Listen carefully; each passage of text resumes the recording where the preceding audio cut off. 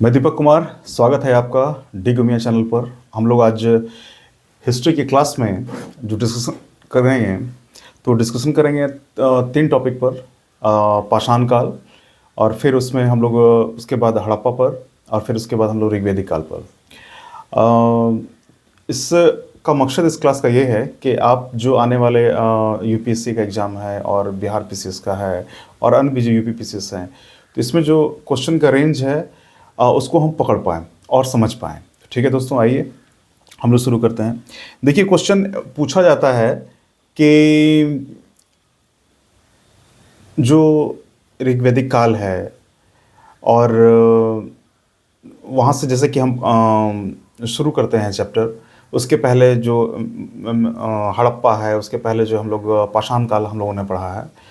तो पाषाण काल से जो शुरुआत हुई है इतिहास की, लेकिन पृथ्वी का इतिहास तो उससे भी बड़ा है ना। तो उस पृथ्वी के का जो इतिहास है, वहाँ से भी प्रश्न जो है प्राचीन भारत के इतिहास खंड में पूछा जाता है कभी कभी, है ना। तो जैसे कि हम लोग पृथ्वी के इतिहास पे थोड़ी सी चर्चा कर लेंगे यहाँ पर, क्योंकि क्वेश्चन वहाँ से आए हैं और आगे भी आने की संभावना बनी रहती है। तो क्वेश्चन ये होगा कि पृथ्वी के इतिहास के किस चरण में जो है ना, जो मैमल्स आए, वैसे जीव जंतु आए जो कि बच्चे पैदा कर सकते थे, अंडे दे सकते थे, मैमल्स आए खास करके, है ना, क्योंकि वहीं से मानव इतिहास की भी शुरुआत हो जाती है। तो वो कौन सा चरण था उसे, जैसे कि हम लोग बोलते हैं कि पेलियोजोइक एरा था, या मेसोजोइक एरा था, या फिर आपका सीनोजोइक एरा था, है ना, इस प्रकार से। तो पहले कुछ हम लोग समझेंगे, और समझने के बाद इस तरह के प्रश्न जब आएंगे तो वो बना सकते हैं आप। जैसे कि देखिए कि पृथ्वी के इतिहास को अगर हम लोग बात करें, पृथ्वी के इतिहास को, तो पृथ्वी के इतिहास को हम लोग चार चरण में बांट सकते हैं। ठीक है, ये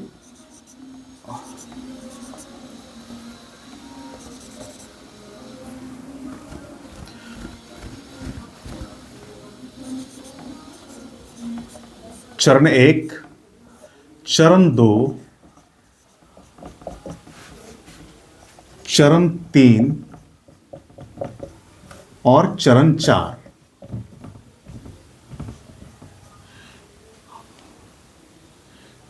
ये हो गया चार चरणों में पृथ्वी के इतिहास को हम लोगों ने बांटा है। अब देखिए इसमें क्या है कि ये जो है, ये पेलियोजोइक एरा कहते हैं इसको। ठीक है, पेलियोजोइक, ये इंग्लिश टर्म है, आपको ऐसा ही याद रखना पड़ेगा। पेलियोजोइक काल या एरा लिख देते हैं, युग, पेलियोजोइक एरा। ठीक है, ERA, पेलियोजोइक एरा। ये है मेसोजोइक एरा, मेसोजोइक एरा। आपके प्रश्न पत्र में भी एरा लिखा होगा।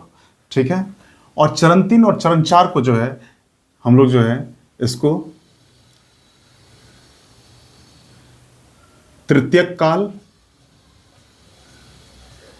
तृतीयक काल ऐसे भी बांट सकते हैं, तृतीयक काल, चतुर्थक काल,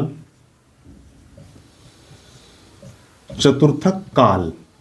और इस दृष्टिकोण से अगर कहें तो इसको हम लोग प्राथमिक काल कह सकते हैं, इसको माध्यमिक काल कह सकते हैं। ठीक है, तो देखिए ये पेलियोजोइक एरा हो गया चरण वन, मेसोजोइक एरा हो गया चरण टू। तो तृतीयक और चतुर्थक दोनों को मिला करके जो है ये सेनोजोइक चाल बनता है, सेनोजोइक एरा, सेनोजोइक एरा। ठीक है, सेनोजोइक एरा, सेनोजोइक युग या काल, सेनोजोइक एरा। तो ध्यान दीजिए कि पेलियोजोइक और मेसोजोइक, ये पृथ्वी का जो बनने की प्रक्रिया थी, शुरुआत तो यहीं से हो जाती है, लेकिन जो मैमल्स आए हैं, है ना, जो स्तनपायी आए हैं, है ना, वो आए हैं इस सेनोजोइक एरा से। तो स्तनपायी, स्तनपायी जो अपने बच्चों को दूध पिलाते हैं, स्तनपायी यहां से, और यहीं से जो है मानव इतिहास की भी शुरुआत जो है वो हो जाती है ना। मानव इतिहास की शुरुआत यहीं से हो जाती है। सेनोजोइक, स्तनपायी काल यहीं पर है।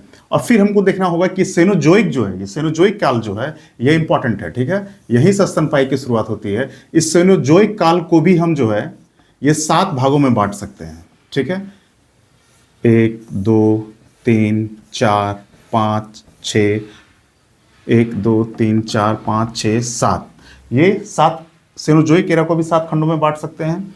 तो इसमें अंतिम वाला जो है 6th फेज और ये 7th फेज, ठीक है, ये दोनों काल जो है ये और भी ज़्यादा इंपॉर्टेंट है। यहीं से जो है हमारा जो बुद्धिमान मानव जिसको बोलते हैं हम लोग, होमोसेपियंस बोलते हैं, ये यहीं से हमको दिखने लगते हैं। होमोसेपियंस, होमोसेपियंस, ठीक है। इस 6th और 7वें चरण में कौन सा, सेनोजोइक एरा के 6ठे और 7वें चरण में होमोसेपियंस दिखने लगते हैं, ठीक है। तो इसमें क्वेश्चन कई तरीके से पूछे जा सकते हैं कि पृथ्वी का पहला चरण कौन सा है पृथ्वी के इतिहास का, तो पैलियोजोइक है, दूसरा मेसोजोइक एरा है ना। दोनों को मिला करके, तृतीय को चतुर्थ काल को मिला करके जो है सेनोजोइक एरा, सेनोजोइक एरा से यही जो है वो स्तनपायी की शुरुआत होती है। जब स्तनपायी आ गया तो समझ लीजिए कि ये, अब जैसे कि आप धार्मिक ग्रंथों में अलग तरीके से वर्णन किया गया है मानव जीवन की शुरुआत का, कि पहले ईश्वर ने आँख खोला तो पृथ्वी बन गई, आकाश बन गया, तो वो चीज़ें अलग है, आध्यात्मिकता अलग है, लेकिन जो है वैज्ञानिक दृष्टिकोण से इसको हमको फॉलोअप करना है। इसमें कई सारे क्वेश्चंस बन जाएंगे, ठीक है। तो ये सेनोजोइक एरा याद रखना है, स्तनपायी की शुरुआत यहाँ मैमल से, ठीक है। 6th और जो 6ठे और 7वें चरण से होमोसेपियंस की शुरुआत मानी जाती है। तो ये क्वेश्चंस का लेवल इस लेवल तक चला गया है ना, आगे भी जाएगा। तो इसलिए हमको ध्यान रखना है कि इन सब चीज़ों की भी जानकारी जो है हमें रहनी चाहिए, ठीक है। और हम लोगों ने चर्चा किया था कि पैलियोलिथिक, मेजोलिथिक, नियोलिथिक, तो सब ये इस चरण में ही है। वो जो है आप इस चरण में पढ़ते हैं, ठीक है। इस चरण की कहानी है, इस चरण को डिवीजन किया गया है इस तरीके से। तो इस बात का हमको ध्यान रखना है कि स्तनपायी जो है, चूंकि मानव शुरू हो जाता है आना आपको इस चरण से, तो सेनोजोइक एरा ही पूरा कहलाता है ये, इसलिए सेनोजोइक एरा को ध्यान में रखिएगा। फिर दोस्तों हम लोग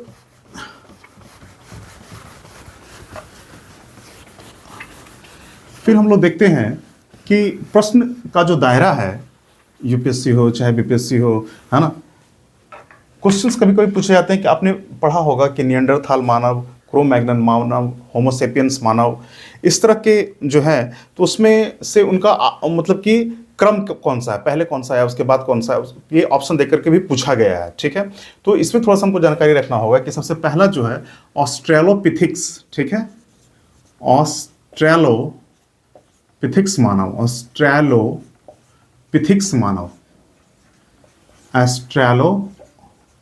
ऑस्ट्रेलोपिथिक्स मानव, ठीक है।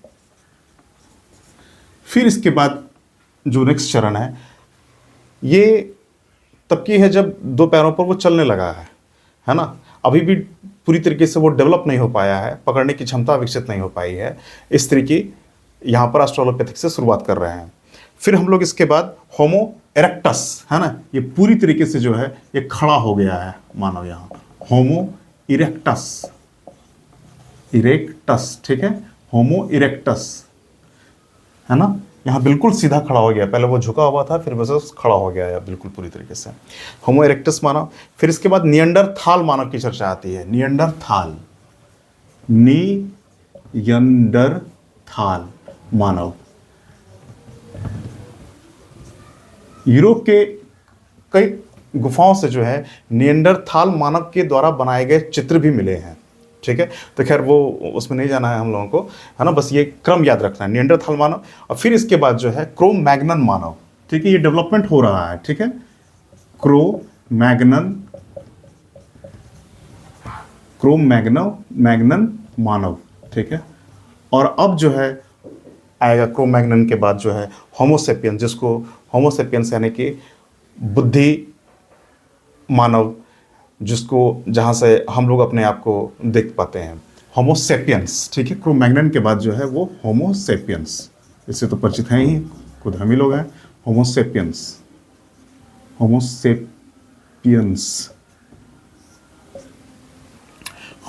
तो ये क्रम है।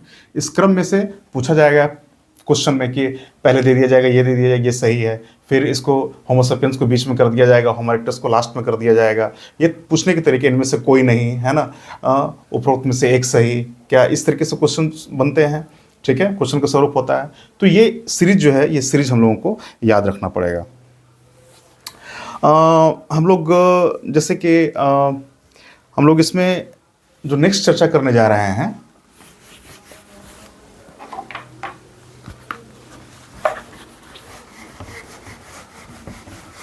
हम लोग जो नेक्स्ट चर्चा करने जा रहे हैं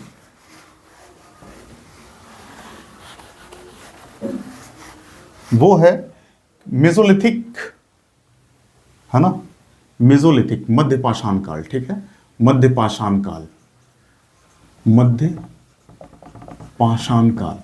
कुछ इंपॉर्टेंट जो क्वेश्चंस के डायमेंशन है, मेसोलिथिक, मेसोलिथिक, मेसोलिथिक पीरियड जो है मध्य पाषाण काल, हम लोगों ने क्लास में विस्तार से चर्चा की है। ठीक है, क्वेश्चंस के रेंज को देखते हुए कि आपको और फैक्ट आपके पास मिल जाए, आपको और समझदारी मेसोलिथिक काल के बारे में बढ़ जाए, है ना, ताकि कोई भी प्रश्न आपसे छूटे नहीं, इसके लिए प्रयास यहाँ पर किया जा रहा है। तो हम लोग यहाँ विस्तार से चर्चा कर सकते हैं, समय है, कोई दिक्कत नहीं है। तो देखिए मेसोलिथिक, हम लोगों ने मेसोलिथिक का इस मेसोलिथिक साइट भी किया है, वहाँ पर कुछ हम लोग और भी करेंगे। जैसे कि एक छोटी सी कहानी मैं बताता हूँ। जैसे कि आप लोगों ने बाहुबली फिल्म देखी होगी, तो बाहुबली फिल्म में जो है आप लोगों ने देखा होगा कि इधर से भी लड़ने के लिए आ रहे हैं लोग। ठीक है, इस डायरेक्शन, ये सिपाही है, मान लीजिए कि ऐसे हैं, ये सिपाही हैं बहुत सारे, और फिर इधर से भी लोग आ रहे हैं लड़ने के लिए। ठीक है, ये इधर से आ रहे हैं और ये इधर से आ रहे हैं। और अगर काफ़ी दूरी है तो क्या करते हैं, ये तीर जो मारते हैं, है ना, ये आकाश की तरफ मारते हैं तीर। ठीक है, ये तीर आकाश की तरफ जाता है ना, और यहाँ से फिर जो है वो टर्न अप होकर के इधर आता है और इनको लगता है, और इस तरीके से हार या जीत का फैसला होता है। अब ये देखिए आप, ये जो है ये प्रोजेक्टाइल मोशन है ना, ये प्रोजेक्टाइल मोशन है, इसको प्रोजेक्टाइल मोशन बोलते हैं। ठीक है, फिजिक्स में पढ़ा होगा आप लोगों ने, प्रोजेक्टाइल मोशन। ठीक है, ये प्रोजेक्टाइल मोशन है। ठीक है, तो ये प्रोजेक्टाइल मोशन है ना। तो इस तरह से तीर और धनुष जो आना मतलब कि जो आया है, तो वो मेसोलिथिक पीरियड में आया है, और इस तरह का टेक्निक का उपयोग जो है मेसोलिथिक व्यक्ति कर रहे थे। मतलब कभी इतना डेवलप वे में नहीं, लेकिन इस तरीके से फेंकने की कला वो जान गए थे कि दूर अगर है तो ऐसे फेंकेंगे तो जाकर लगेगा, मतलब कि दूसरे लोगों को, या जानवर शिकार करने में जो उनके काम आता था। फिर क्या है कि जैसे कि तीर धनुष का प्रयोग यहाँ पर देखने को मिल रहा है। अब तीर धनुष के साथ ही है मिसाइल टेक्नोलॉजी। ठीक है, आज मिसाइल टेक्नोलॉजी में हम लोग क्या देखते हैं, मिसाइल प्रौद्योगिकी, टेक्नोलॉजी। ठीक है, मिसाइल टेक्नोलॉजी में हम लोग क्या देखते हैं, मिसाइल टेक्नोलॉजी में क्या है कि आज जैसे कि बना हुआ है, ये इस तरीके से है ना, इस तरीके से है, इसमें बारूद भरा हुआ, ये जाकर के दूसरे, यहाँ से हम लोग चलाते हैं तो दूसरी जगह जाकर के गिरता है ना। जैसे कि पटना सीरीज जो है ना, पृथ्वी हुआ, आकाश हो गया, नाग हो गया, इस तरीके के ब्रह्मोस हो गया।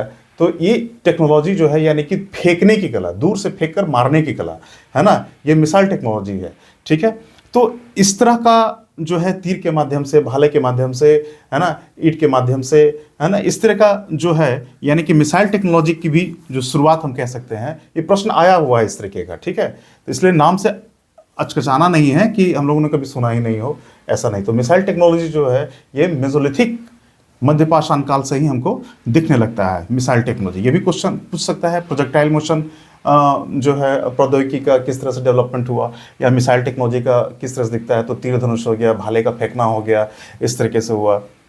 तो मेसोलिथिक पीरियड में हमको ये भी देखने को मिलता है। ठीक है, फिर हम लोग देखेंगे क्या कि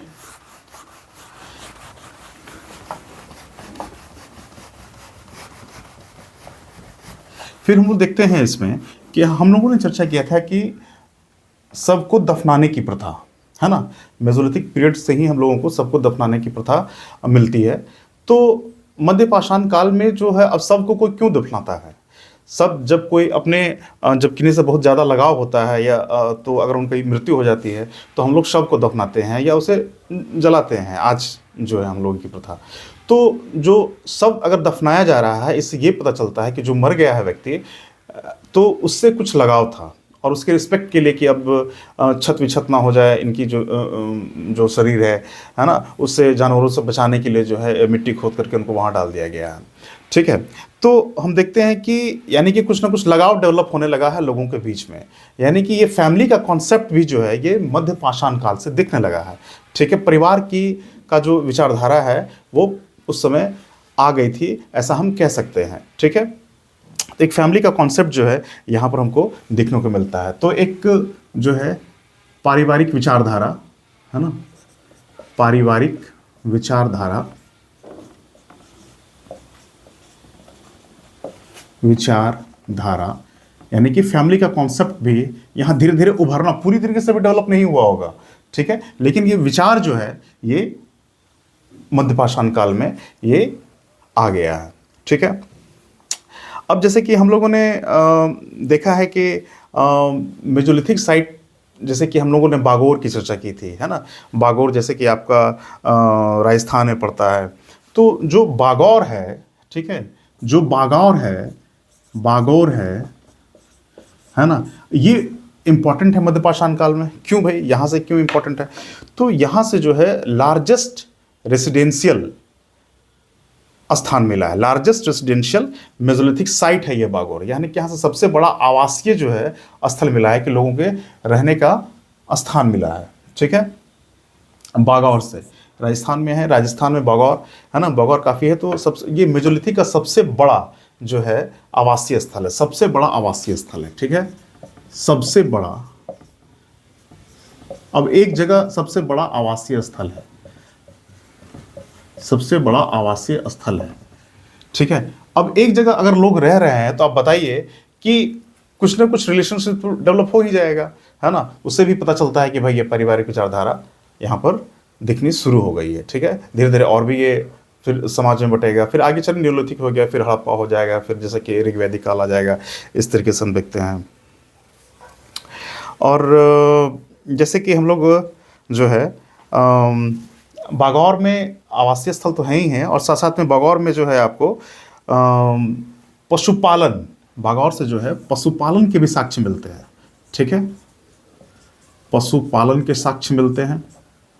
अब ये भी जुड़ा हुआ है कि भाई अब रहने लगा है आदमी एक जगह, अब जब एक जगह आदमी रहने लगा है तो उसकी ज़रूरत है भाई, उसको ताकत के लिए दूध चाहिए, मांस चाहिए, है ना। तो कुछ ऐसे जानवरों को भी रखना वो शुरू कर देगा जिसको वो आराम से जो है उसे दूध प्राप्त कर सके, खाल प्राप्त कर सके, अंडे प्राप्त कर सके, है ना, अपने लिए। तो ये पशुपालन यानी कि ये एक तरीके से ये एक चेन है, वो जुड़ा हुआ है ना। आपको समझना पड़ेगा कि भाई आवासीय स्थल है तो यहाँ पारिवारिक विचारधारा भी आ जाएगी, है ना, ठीक है। ये लोग ऐसे तो अब कोई भी व्यक्ति रहेगा नहीं, अपने लिए कुछ भी जो है खाने पीने के लिए अच्छी से अच्छी जुगाड़ करेगा, तो पशुपालन है यहाँ पर, है ना। ये छोटे फॉर्म में दिखने को मिलने लगा है, ठीक है। फिर हम लोग अगर बात करें, और इसी तरीके से जैसे कि हमको MP मध्य प्रदेश में आदमगढ़ भी है, आदमगढ़ जो है ये MP मध्य प्रदेश में है, MP मध्य प्रदेश, आपको वहाँ भी इस तरीके का मध्य प्रदेश में वहाँ भी आपको देखने के लिए ये मिलेगा आदम। ये भी मेजोलिथिक साइट है, मध्यपाषाण काल के स्थल ये भी है ना। हम लोग और भी सारे बहुत सारे मध्यपाषाण काल के जो है वो चर्चा किए थे, है ना। तो इसमें हम लोगों ने फिर से कि और भी ज़्यादा आपको परेशानी ना आए, एकदम बिल्कुल क्रिस्टल क्लियर हो कॉन्सेप्ट आपका, है ना, फैक्ट भी याद रहने चाहिए, तभी जाकर के मिलकर हम लोग हिस्ट्री के सारे प्रश्नों का जवाब सही सही दे पाएंगे। और हम लोग जैसे कि गुजरात में लगन नाच है, ये भी बड़ा इंपॉर्टेंट है, लगन नाच, है ना। ये सब फीचर सब जगह वहाँ भी मिल रहा है, लगन नाच, ठीक है, लगन नाच ये गुजरात में है ना, ये गुजरात में है, ठीक है, ये गुजरात में है लगन नाच, ठीक है, गुजरात, ये गुजरात में है, ठीक है, ये गुजरात में है। और जो है कि एक इंटरेस्टिंग बात हम लोग थोड़ा सा करेंगे अभी भीमबेटका के बारे में।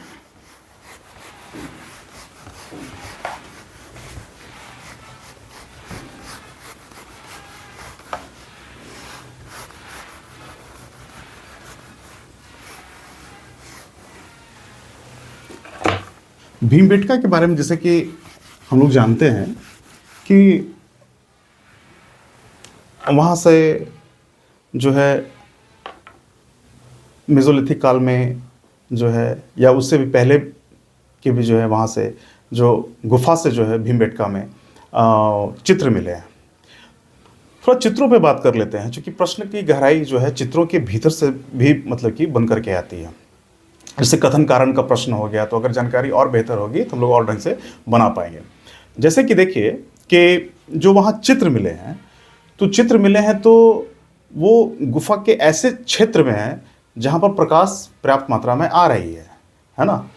तो एक ये भी एक प्रश्न का एक मुद्दा है, क्योंकि यूरोप में गुफा में जो चित्र मिले हैं तो वो ऐसे जगह मिले हैं जहाँ पर प्रकाश की व्यवस्था नहीं है, प्रकाश नहीं आ पा रही है। लेकिन यहाँ जो भीमबेटका में जो गुफा है वहाँ पर प्रकाश इतनी आ रही है कि उसको बनाया जा सकता है वहाँ पर। तो ये एक अंतर तो यही हो जाता है कि यूरोप की गुफाओं से जो मिलते हैं चित्र। फिर क्या है कि गुफाओं में जो है पत्थर पे जो उकेरे हुए जो गुफाएं चित्र हैं वो उनमें 16 प्रकार के रंगों का प्रयोग किया गया है, 16 प्रकार के रंगों का प्रयोग किया गया है। फिर क्या है कि रंग जैसे कि अब उसमें सफ़ेद रंगों का प्रयोग ज़्यादा है, हरा रंग ज़्यादा है, लाल रंग ज़्यादा है। तो लाल रंग कैसे मिला भाई? तो लाल रंग पत्थर जो है आयरन ऑक्साइड है ना, जो भीमबेटका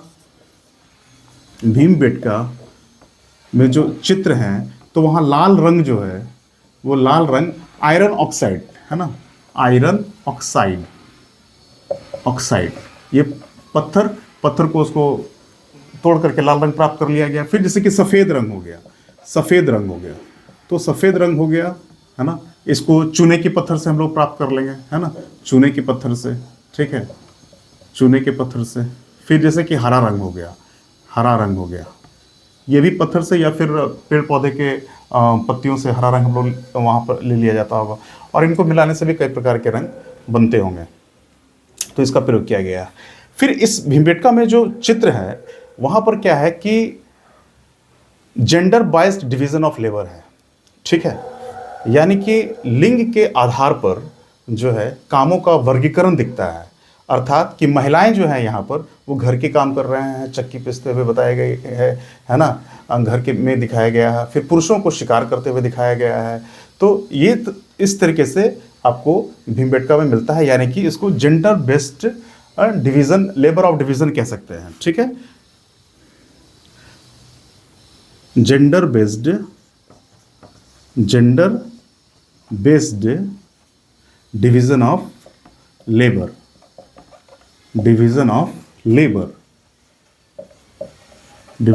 लेबर, यानी कि जो है लिंग के आधार पर है ना,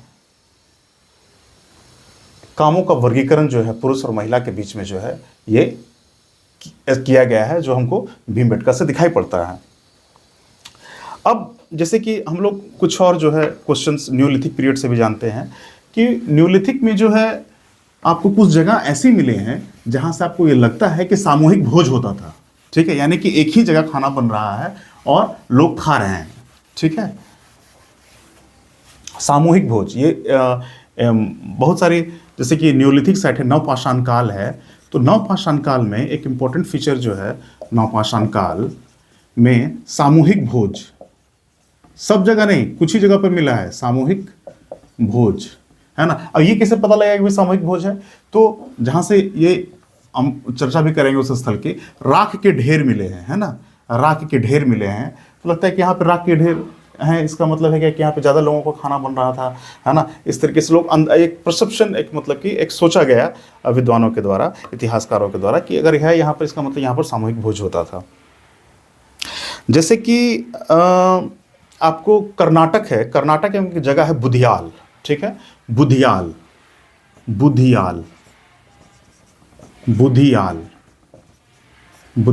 है ना, ये कर्नाटक में है, तो इस तरीके का जो राख का ढेर मिला है बुधियाल में, नवपाषाण काल है, तो वहां से लगता है कि सामूहिक भोज जैसी चीज भी रही होगी। हम लोग जो है नवपाषाण काल में क्वेश्चंस हम लोगों ने काफ़ी डिस्कशन किया भी है, लेकिन क्या है कि कुछ कंफ्यूजन जैसे कि होता है बेलन घाटी या बोलन घाटी, है ना, उस तरीके से भी चर्चा कर लेते हैं। जैसे एक है बेलन घाटी, ठीक है, एक है बेलन घाटी, है ना, एक है बेलन घाटी, ये कंफ्यूजन का एरिया है, हम लोगों ने चर्चा किया है काफ़ी बेलन घाटी, लेकिन हम लोग गलत ना हो इसलिए कंफ्यूजन को दूर करने के लिए हम लोग बोलन घाटी, सब ये क्वेश्चन के ही पार्ट हम लोग उसको और भी भीतर से जाकर के हम लोग डिस्कशन कर रहे हैं, ठीक है। बेलन घाटी, बोलन घाटी, फिर आपका स्वात घाटी, है ना, स्वात घाटी, ठीक है, स्वात घाटी, ठीक है।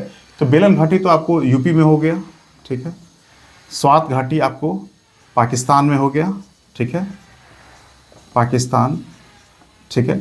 बोलन घाटी भी आज जो है आपको पाकिस्तान में ही पड़ जाएगा, है ना, मेहरगढ़ का जो क्षेत्र है ये यही बोलन घाटी में है, ठीक है, बोलन घाटी, ठीक है ना। ये मेहरगढ़ जो है ये बोलन घाटी में ही है। मेहरगढ़ का जो क्षेत्र है वो बोलन घाटी में ही है। बेलन घाटी के भी कई सारे साइट्स के बारे में हम लोगों ने चर्चा किया है क्लास में, है ना। तो जैसे कि अब फिर गंगा अगर का जो प्लेन का है, गंगा नदी घाटी अगर कहते हैं तो चिरांद वहाँ पर मिल जाएगा, उसकी चर्चा हम लोगों ने काफ़ी विस्तार से की है, ठीक है। अब जैसे कि स्वात घाटी हो गया, तो यहाँ पर जो है, यहाँ जो एक जगह है आपको, ये हम लोग जो है यहाँ पर चर्चा कर रहे हैं, क्या है ये, नवपाषाण कालीन जगहों के बारे में, ठीक है। नवपाषाण काल से जुड़े हुए क्षेत्र है ये। स्वात घाटी में सरायखोला, ठीक है, सरायखोला जो जगह है ये स्वात घाटी में पड़ता है, ठीक है।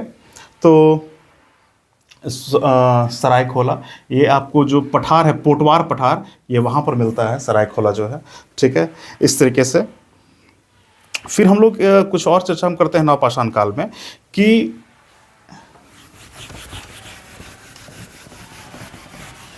नवपाषाण काल से ही जो है वो टेराकोटा, ठीक है, टेराकोटा जो है कि मिट्टी की पकाई हुई जो मूर्तियां हैं वो हमको नवपाषाण कालीन स्थल से भी मिलने लगते हैं।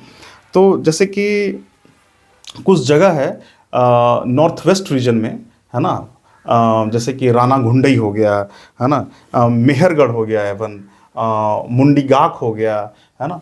तो नवपाषाण काल में कुछ जगह है जैसे कि राना घुंडई, ये सब अभी राना घुंडी हो गया, मुंडीगाक हो गया, ठीक है, मुंडीगाक हो। तो यहाँ से जो है आपको टेराकोटा, है ना, टेराकोटा की बनी हुई मातृ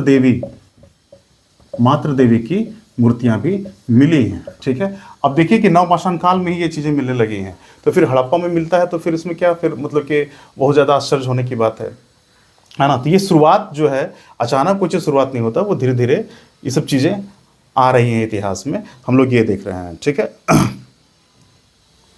फिर देखिए हम लोग कुछ और जान जाते हैं कि आपको जो है मेहरगढ़ से भी आपको मिला है, मेहरगढ़ से भी जो है टेराकोटा माता देवी की मूर्ति मिली है, ये हो गया। और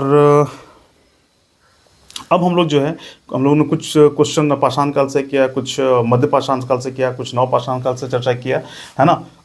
और हम लोग जो है, अब हम लोग हड़प्पा से कुछ कर लेते हैं इंपॉर्टेंट चीज़, ठीक है। देखिए हम लोग कोई क्वेश्चन छूटे नहीं है एग्जाम में, है ना, ना फैक्ट के स्तर पे आप कमजोर रहे हैं, ना आप कॉन्सेप्ट के स्तर पर कमजोर रहे हैं, इसके लिए हम लोग ये क्लास ले रहे हैं, ठीक है। अब हड़प्पा में अगर हम लोग चर्चा करते हैं, हड़प्पा, ठीक है, हड़प्पा सभ्यता, ठीक है।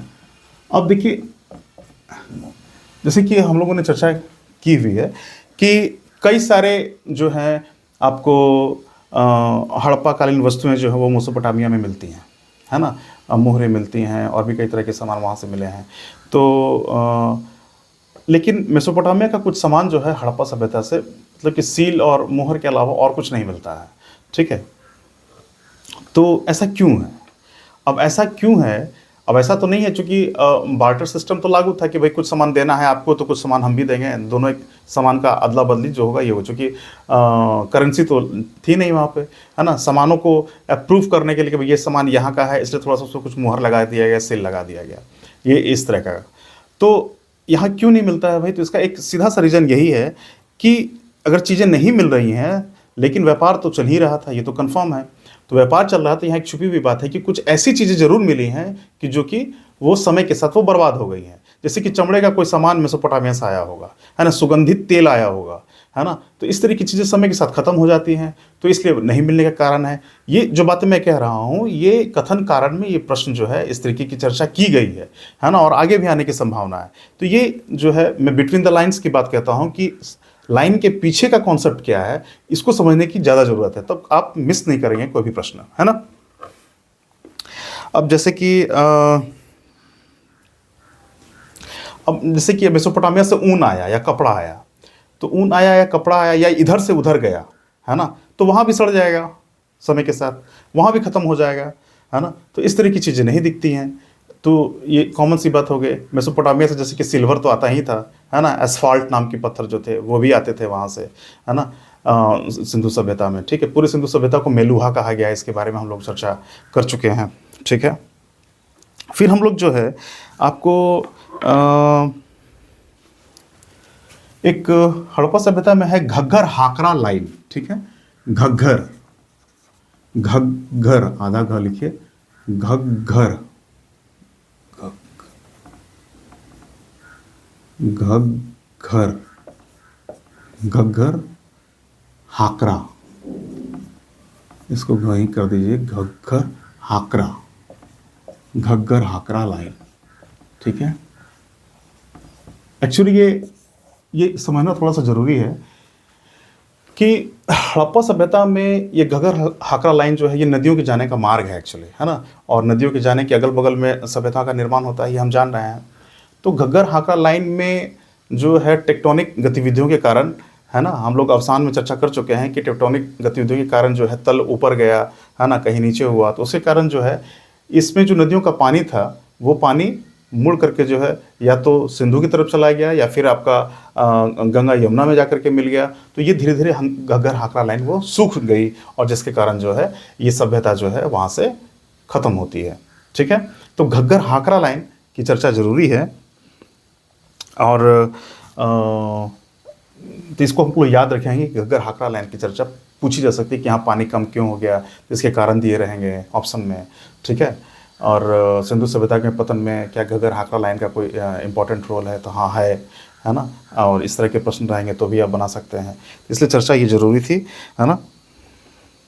फिर हम लोग थोड़ा सा जानेंगे मृदभांड के बारे में। ठीक है, तो मृदभांड के बारे में थोड़ी सी जानकारी है कि पहले मोहनजोदड़ो के कई फीचर्स पे हम लोगों ने चर्चा किया है। ठीक है, मोहनजोदड़ो के कई फीचर्स पे हम लोगों ने चर्चा किया है। तो यहां जो मृदभांड मिलते हैं ये पहली बार विश्व में चमकीले मृदभांड, ठीक है, चमकीले मृदभांड जो है इनकी चमक की खासियत के कारण जो है ये विश्व में इस तरह के पहली बार उस काल के दौरान जो सभ्यताएं मौजूद थी विश्व में, तो हम लोग देखते हैं कि वहाँ ये चमकीले मृदभांड जो है आपको, है ना, मोहनजोदड़ो में विशेष प्रकार की चमक लिए हुए जो है ये मिलते हैं। और ये चमकीले धूसर, है ना, इसको चमकीले धूसर, चमकीले धूसर मृदभांड भी कहा जाता है। ठीक है, कुछ चर्चाएं आप लोग और भी करते हैं, जैसे कि एक हम लोगों ने आपको बताया था हड़प्पा सभ्यता में कि दुर्गीकृत शहर, ठीक है, जैसे कि धौलावीरा के बारे में चर्चा किया था हमने, धौलावीरा के बारे में चर्चा किया था कि शहर जो है वो 3 भागों में बटा हुआ है। ठीक है, ये पहला भाग, ठीक है, ये दूसरा भाग और ये तीसरा भाग। ठीक है, ये धौलावीरा। ठीक है, तो क्वेश्चंस जो प्रश्न पूछे जा रहे हैं, या यूपीएससी हो गया, है ना, इस तरह के एग्जाम में, बीपीएससी हो गया, इस तरह के एग्जाम में, तो थोड़ा महीने के साथ क्वेश्चन जब पूछा जाता है तो गलत होने की संभावना वहाँ बढ़ जाती है। अब ये तीनों जो हैं यहाँ पर ये दुर्गीकृत है, यानी फोर्टिफाइड है, यानी कि यहाँ जो इंपॉर्टेंट लोग रह रहे हैं यहाँ भी जो है, यहाँ ये चारों तरफ जो है ये फोर्टिफाइड है, दुर्गीकृत है, किला बना हुआ है। ठीक है, यहाँ किला बना हुआ है। ठीक है, ये दूसरे जो ऑफिसर्स रह रहे हैं, प्रशासनिक अधिकारी, इनके चारों बगल भी इस तरीके से ये किला बना हुआ है। ठीक है, ये फोर्टिफाइड है, ये इस तरीके से है ये पूरा रीजन। ठीक है ना, और ये जो है आपका ये बाहर वाले जो साधारण लोग रह रहे हैं, है ना, उनके चारों तरफ भी ये इस तरीके से बना, यानी कि तीनों जो शहर जो 3 भागों में विभाजित है वो तीनों इस तरीके से आपको दुर्गीकृत है। ठीक है, फोर्टिफाइड है। अब देखिए अंतर कहाँ होता है, धौलावीरा में तो ये कॉन्सेप्ट चल जाएगा, ठीक है, कि तीनों दुर्गीकृत है, लेकिन जो क्वेश्चंस जो पूछ के कंफ्यूजन करता है ना, जहाँ क्वेश्चंस पूछा जाता है और कंफ्यूजन करता है, वो पार्ट को देखिए कि कैसे क्वेश्चन गलत हो जाते हैं, क्यों गलत हो जाते हैं। पानी,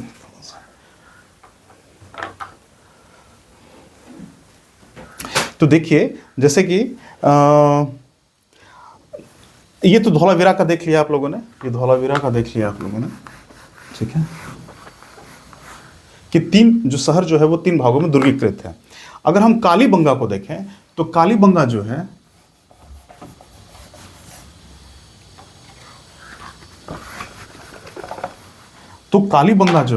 कालीबंगा शहर जो है ये दो भागों में बटा हुआ है, ठीक है, ये भाग 1 और ये भाग 2 है ना, दो भागों में बटा हुआ है।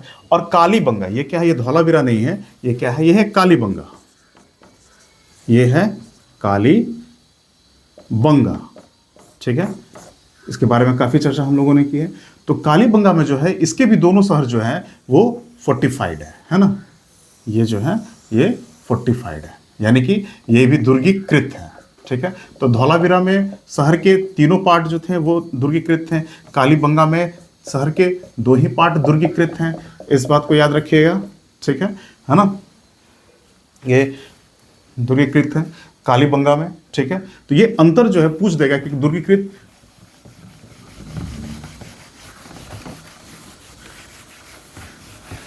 ठीक है। फिर हम देखते हैं हड़प्पा जो शहर है, ठीक है, हड़प्पा शहर जो है, हड़प्पा शहर जो है, ये हड़प्पा शहर जो है ये है 2 भाग में बटा हुआ, भाग 1 भाग 2, ठीक है।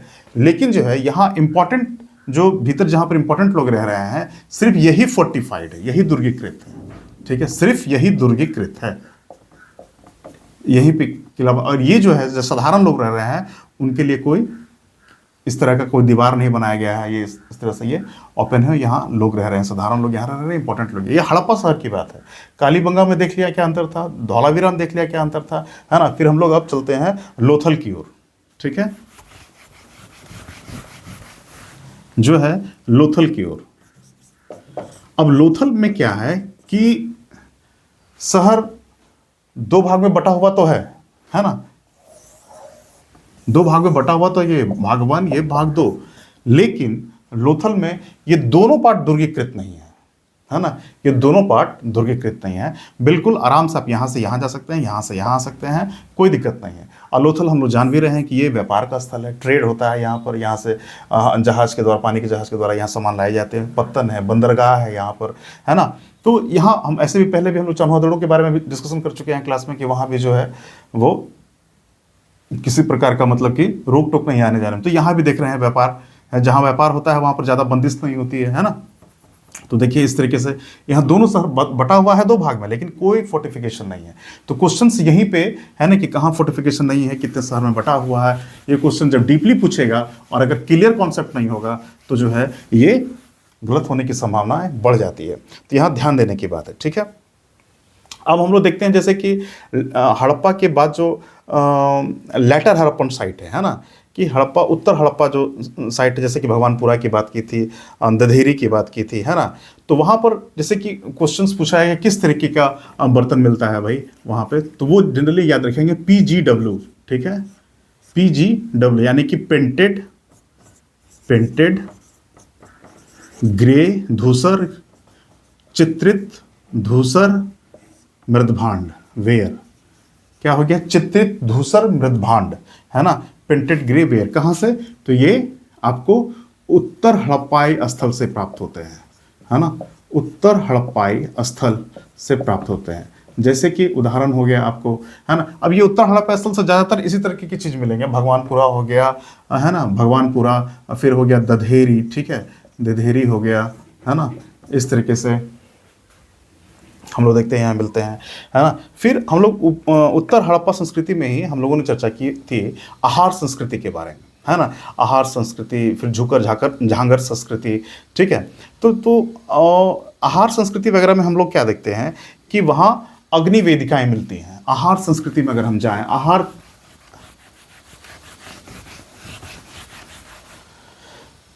हम लोग ये उत्तर हड़प्पा जो है ये उत्तर हड़प्पा कल्चर की बात कर रहे हैं, ठीक है, उत्तर हड़प्पा संस्कृति, ठीक है।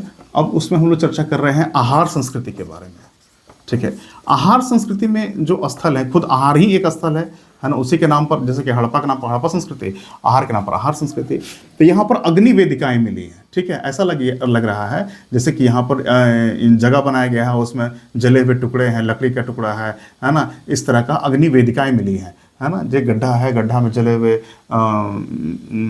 लकड़ी के टुकड़े हैं, इस तरीके से कुछ और अनाज पड़ा हुआ है ना, इस तरीके से अग्नि वेदिकाएं मिली है ना। तो लगता है कि तो ये जो है, जिसको फायर अल्टर बोलते हैं अंग्रेजी में, तो ये लग रहा है कि यहाँ पूजा पाठ हुआ होगा। तो पूजा पाठ अगर हुआ है इस तरीके से, तो लगता है कि यहाँ पर पुरोहित रहा होगा, कोई पुरोहित वर्ग रहा होगा। तो पुरोहित वर्ग का एग्जिस्टेंस जो है आहार संस्कृति से दिखता है। और हम लोग देख रहे हैं कि हड़प्पा के बाद वाली संस्कृति है, तो हड़प्पा में भी पुरोहित वर्ग की ऐसा संभावना व्यक्त किया गया है कि वहाँ पुरोहित वर्ग रहा हो सकता है। हालांकि मंदिर तो मिला नहीं है, लेकिन फिर भी पुरोहित वर्ग जो है इस तरह का काम कर रहे हैं। इस तरह का काम भी अग्नि वेदिका हमको, जब हम लोग ऋग वैदिक में गए हैं, वहाँ भी देखे हैं, है ना, कि अग्नि वेदिकाएँ हैं। उत्तर वैदिक में भी यज्ञ होता है। तो इस तरीके से चीज़ें जो हैं मिलनी शुरू हो जाती हैं, ठीक है। पुरोहित वर्ग उपस्थित है, ठीक है। ये ताम्र पाषाणिक स्थल भी हो जाता है, हम लोगों ने चर्चा किया है, ठीक है। तो ये यानी कि अग्नि वेदिकाएँ, जो अग्नि वेदिकाएँ मिल रही हैं, इससे क्या प्रूफ होता है?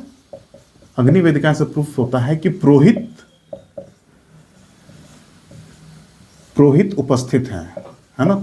पुरोहित उपस्थित, कोई वर्ग है जो पूजा पाठ करवा रहा होगा, है ना। पुरोहित उपस्थित है, पुरोहित वर्ग उपस्थित है, ठीक है।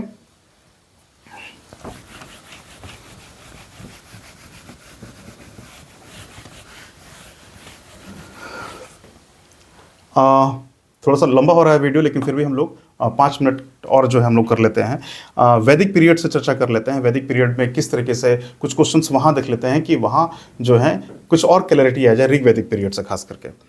तो जैसे कि वैदिक सभ्यता में सर्वप्रथम काल जो ऋग वैदिक काल है, जो आपको 1500 से लेकर 1500 BC से लेकर 1000 BC तक है ना।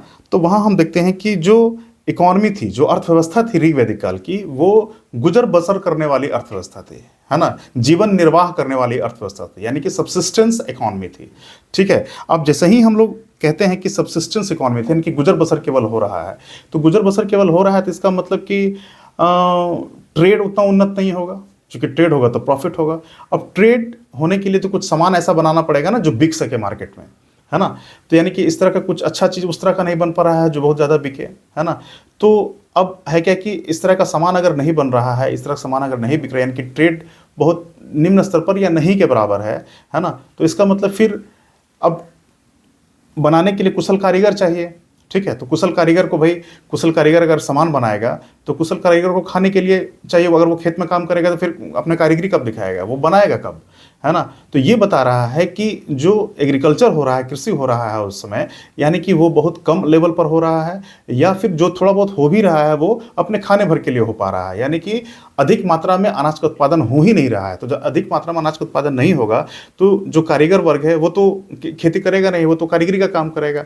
तो वैसे वर्ग उभर ही नहीं पाएंगे। तो ऋग्वैदिक काल में जो है कारीगरों का, कुशल कारीगरों को उभर ही नहीं पाते हैं, क्योंकि इकोनॉमी जो है वो सबसिस्टेंस लेवल का है, जीवन निर्वाह प्रकार का है, यानी कि कृषि अधिशेष, कृषि उत्पादन ही इतना ज़्यादा नहीं हो पा रहा है ना। चूंकि वो पशुपालन पर आधारित समाज है ना। कृषि अभी उन लोगों ने अच्छे ढंग से अभी करना शुरू किया ही नहीं है, तो अधिशेष नहीं हो रहा है, ज़्यादा नहीं हो पा रहा है कृषि। जब कृषि ज़्यादा नहीं हो पा रहा है तो भाई आप जो कुशल कारीगर वर्ग है वो नहीं बन पाएगा, क्योंकि उनको तो बैठ के खाना है, उनको तो केवल काम करना है, कारीगरी दिखानी है ना। लोहे का सामान बनाना है या और भी तरीके का, इस तरीके का काम करना है, कपड़े बनाने हैं, चमड़े का एक काम करना है। तो उनको तो अब साल भर खाने का खिलाना पड़ेगा उनको, तो उतना उत्पादन अधिक होना चाहिए। तो जब तक उत्पादन नहीं अधिक हो जाता है ना, तब तक कि कुशल कारीगर वर्ग उभरेंगे ही नहीं। और जब ये कुशल कारीगर वर्ग नहीं उभरेंगे तो इनके द्वारा सामान जो बनेगा, है ना, वो बिक नहीं पाएगा मार्केट में। तो ट्रेड जो है वहाँ पर अभी उतना ज़्यादा हो ही नहीं पाएगा। कारण क्या है कि कृषि अधिशेष वहाँ है ही नहीं, ठीक है। एक ये कॉन्सेप्ट है एक्चुअली, ठीक है। तो हम जानेंगे कि जीवन निर्वाह अर्थव्यवस्था है वहाँ पर, है ना, इस तरीके का सरप्लस है ही नहीं। फिर क्या है कि जैसे कि अब उसमें हम लोग जो है, मान लीजिए कि ये ऑर्नामेंट्स के बारे में, कुछ गहने के बारे में चर्चा कर लेते हैं, ठीक है। अगर ये कोई पुरुष या महिला दोनों गहना पहनते थे, है ना, ये गला है, ठीक है, और यहाँ पर जो है इस तरीके से ये पहने हुए हैं, ये कोई आभूषण है इनका, तो ये निष्क नाम, इस गहने का नाम क्या है? निष्क, ठीक है। ये निष्क जनरली ये सोने का बना होता था, ठीक है। लोहा अभी तक नहीं मिला है अभी तक, है ना। निष्क, या अगर मन के लगे हों इसमें तो इनको मनी भी कह दिया करते थे, ठीक है, इनको मनी भी कह दिया करते थे। तो हम देखते हैं क्या कि गहनों का भी प्रचलन था, निष्क गहने हो गए, मणि गहने हो गए, है ना। और ये जो है एक वर्ड आता है ब्रह्म वैवर्त प्रदेश, है ना। सतलज, ये अगर सतलज नदी है, ये अगर सतलज नदी है, ठीक है, ये सतलज नदी है और ये यमुना है, ठीक है, ये यमुना है।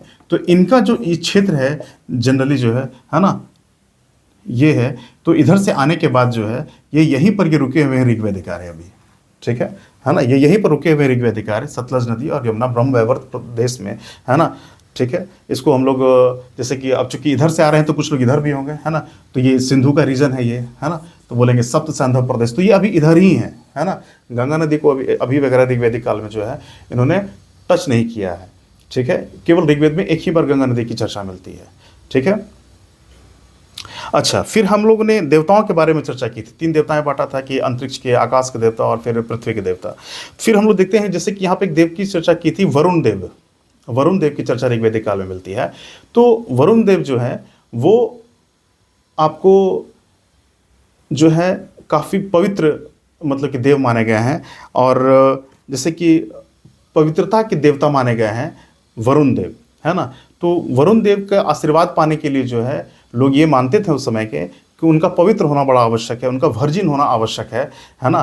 तभी जो है वो मतलब कि वरुण देव के का वो आशीर्वाद पा सकते हैं, यानी कि मोरल, है ना, नैतिकता, नैतिकता के देव वरुण देव को माना गया है। और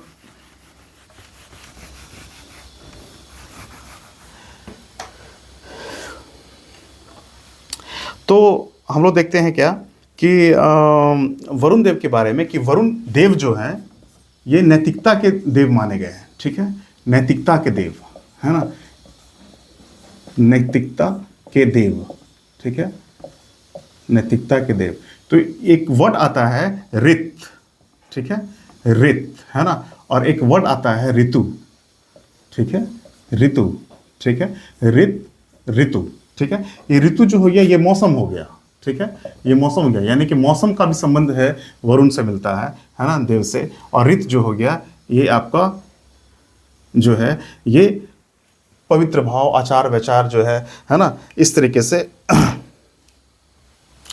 ये नैतिक नियम, ठीक है, ये नैतिक नियम, मोरल कोड्स बोलते हैं, नैतिक नियम, ठीक है, ये नैतिक नियम, है ना, इसके देव हैं, ठीक है, ऋत के देव और ऋतु के देव मौसम है। तो इनके लिए जो है ये ऋत से जो है एक शब्द बना ऋतस्य गोपा, ठीक है, ऋतस्य गोपा। इस वरुण को जो है ऋतस्य गोपा भी कहा जाता है, ऋतस्य गोपा, ठीक है, ऋतस्य गोपा, ऋतस्य गोपा। वरुण के लिए एक टर्म ऋतस्य गोपा का भी प्रयोग आता है, जो नैतिक नियमों को समाज में लागू करने के लिए जिम्मेदार माने जाते हैं। वरुण देव काफ़ी प्रचलित है ऋतस्य गोपा शब्द से। तो समझिए कि ऋत और ऋतु यानी कि मौसम का भी कंट्रोल इनके पास है थोड़ा बहुत, और ऋत का तो पूरी तरीके से कंट्रोल है। ये पवित्र देव माने, इनके समाज में काफ़ी इज्जत है वहाँ पर, ठीक है, ऋग्वैदिक काल में। कुछ और हम लोग देख लेते हैं, थोड़ा सा ऋग्वैदिक धर्म के बारे में भी हम लोगों ने चर्चा किया था, ऋग्वैदिक धर्म के बारे में भी चर्चा किया था। तो जैसे कि ऋग्वैदिक धर्म जो है वो भौतिकतावादी धर्म है, ठीक है। ऋग्वैदिक धर्म क्या है? भौतिकतावादी धर्म है ना, मैटेरियलिस्टिक है, ठीक है, मैटेरियलिस्टिक है। अभी आध्यात्मिकता के चरण में नहीं प्रवेश किए हैं ये लोग। ऋग्वैदिक धर्म जो है, ऋग्वैदिक धर्म जो है, ऋग्वैदिक धर्म जो है ना, ये क्या है? भौतिकतावादी है, ठीक है, ये ज़्यादातर क्या है? भौतिकतावादी है, मैटेरियलिस्टिक है, ठीक है, भौतिकतावादी। सुख सुविधा का ध्यान रखा जा रहा है इसमें, और भगवान से माना जा रहा है कि हमको पुत्र की प्राप्ति हो, है ना, इस तरीके से मतलब कि सुख सुविधा हमको मिले। ये मेटेरियलिस्टिक थॉट जो है यहाँ पर प्रिवेल कर रहा है, ठीक है। एक तो है भौतिकतावादी और एक है उपयोगितावादी, ठीक है, यानी कि जो मेरे काम का है हम उन सब की पूजा करेंगे, ठीक है, जिससे हमको अभी स्वर्ग नर्क की चर्चा नहीं है यहाँ पर, इस तरह का कोई कॉन्सेप्ट नहीं है, आध्यात्मिकता का ज़्यादा मतलब नहीं है, उपयोगितावादी जो उपयोग में आ रहा है ना, जिससे मतलब कि हमारा सुख सुविधा बढ़ जाए, तो वैसे देव की पूजा यहाँ ज़्यादा होगी, ठीक है। तो भौतिकतावादी और उपयोगितावादी आध्यात्मिकता का कोई तत्व अभी यहाँ पर हमको नहीं देखने को मिल रहा है, ठीक है। ये उत्तर वैदिक काल से शुरू होगा, है ना। तो हम लोगों ने लगभग लगभग जो इम्पोर्टेंट टर्म थे और इम्पोर्टेंट ये थे उसकी चर्चा हम लोगों ने कर ली है। और जैसे कि देखिए कि हम लोग जो है जैसे कि आर्यन की चर्चा करते हैं, तो आर्यन शब्द जो है ये एक भाषाई समूह है ना, ये और एक ग्रुप ऑफ लिंग्विस्टिक ग्रुप है ये, है ना। इससे ज़्यादा मतलब क्वेश्चन में भी साफ ये रहा है कि आर्यन का मतलब क्या होता है ना। तो श्रेष्ठ कहेंगे, उत्तम कहेंगे, भाषाई समूह कहेंगे, है ना, इस तरीके से। तो इस पर भी ये प्रश्न आ चुके हैं, आते हैं, आने की संभावना भी है। तो हम लोगों ने इस तरीके से जो है डिस्कशन किया। और अगले वीडियो में भी जो है हम लोग जो भी चैप्टर जो होगा उसमें और भी भीतर जा कर के जो है हम लोग प्रयास करेंगे कॉन्सेप्ट को क्लियर करते रहें, ताकि आपके एग्जाम में कोई प्रॉब्लम नहीं हो, और हमारे साथ बने रहें। मैं दीपक कुमार, धन्यवाद।